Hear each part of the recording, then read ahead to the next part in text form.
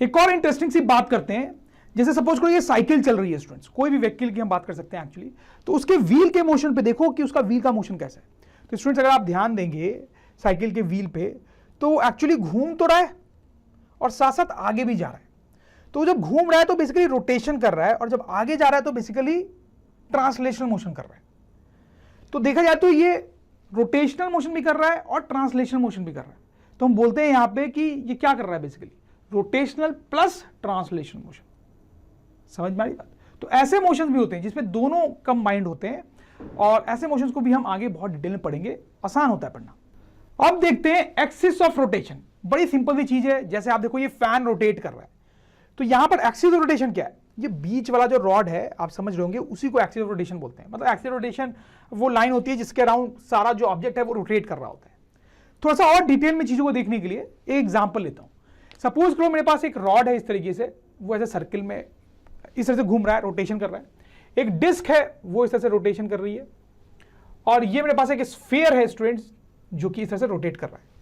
I hope you understand this. So आप ध्यान दो, ये एक वन डायमेंशनल ऑब्जेक्ट है, रॉड वन डायमेंशनल ऑब्जेक्ट, ये एक टू डायमेंशनल ऑब्जेक्ट है डिस्क, ये एक स्फीयर है थ्री डायमेंशनल ऑब्जेक्ट। तो देखो क्या होता है, आप इन सब पे कुछ पॉइंट्स ले लो इस तरीके से। अब जब ये रोटेट कर रहा है, आप देखो सारे पॉइंट्स सर्किल में घूम रहे हैं। ये जब रोटेट कर रहा है तो सारे पॉइंट सर्किल में घूम रहे हैं, ये जब रोटेट कर रहा है तो इसके भी सारे पॉइंट सर्किल में घूम रहे हैं। सही है? तो ये तो हमने देखा है कि जब भी कोई ऑब्जेक्ट रोटेशनल मोशन कर रहा होता है तो उसके सारे पॉइंट जो है वो सर्किल में घूमते हैं। ठीक है? यहां पे वन डायमेंशनल मोशन में उन सारे सर्कल्स का सेंटर एक ही होता है। समझ रहे हो बात को? और उससे एक्सिस पास होता है। टू डायमेंशनल ऑब्जेक्ट जब रोटेशन करता है तो भी सारे सर्किल्स का एक ही सेंटर होता है और एक्सिस उससे पास करता है। समझ में आ रही बात? थ्री डायमेंशन में थोड़ा सा अंतर हो जाता है, आप समझ रहे होंगे। इन सारे सर्किल का सेंटर सेम नहीं है, आप देख सकते हो, अलग अलग सेंटर हो सकता है। एक्सिस जो है वो सारे सेंटर से एक्चुअली पास करता है। I hope you understand this. तो छोटी सी बात है एक्सिस को लेके और इन सर्किल्स के सेंटर को लेके, जो कभी कभी आपके काम आ सकती है। इसको हम लिख भी सकते हैं, इन rotation of 1D and 2D objects all the points on the object move on circle with a common center. Axis passes through that center.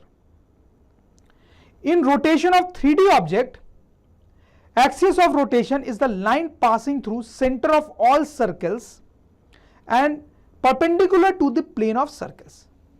क्या आपको पता है आप अपने कोर्स के animated video lectures, revision notes, test paper and study material Dronstudy की website पे जाके परचेज करके पढ़ाई कर सकते हैं।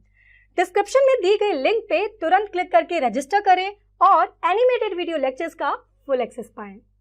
एक और टर्म देखेंगे एक्सिस रिलेटेड यहां पे, that is called precession. Suppose करो स्टूडेंट्स हमारे पास इस तरह से दो फैन है, दोनों रोटेट कर रहे हैं। आप देखो ये उनकी एक्सिस है। अब ये फैन तो ऐसे ही घूम रहा है, लेकिन ये फैन जो है वो आप स्विंग करा रहे हो।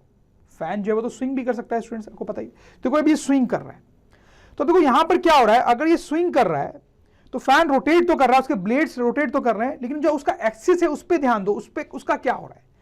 यहां पर जो एक्सिस है दैट इज एट रेस्ट, वो मूव नहीं कर रहा है, लेकिन यहां पे एक्सिस खुद भी मूव कर रहा है, इजंट इट? तो एक्सिस ऑफ रोटेशन का ये जो मूवमेंट है उसको बोलते हैं प्रोसेशन। समझ लो बात को?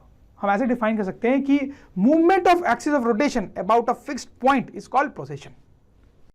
डियर स्टूडेंट्स, होप इस वीडियो से आपके कॉन्सेप्ट क्लियर हो गए होंगे।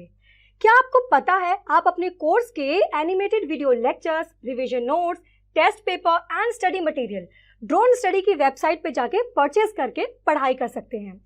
डिस्क्रिप्शन में दी गई लिंक पे तुरंत क्लिक करके रजिस्टर करें और एनिमेटेड वीडियो लेक्चर्स का फुल एक्सेस पाएं।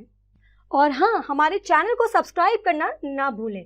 चैनल को सब्सक्राइब कीजिए ताकि फ्यूचर वीडियो अपडेट्स आपको हमेशा मिलते रहे।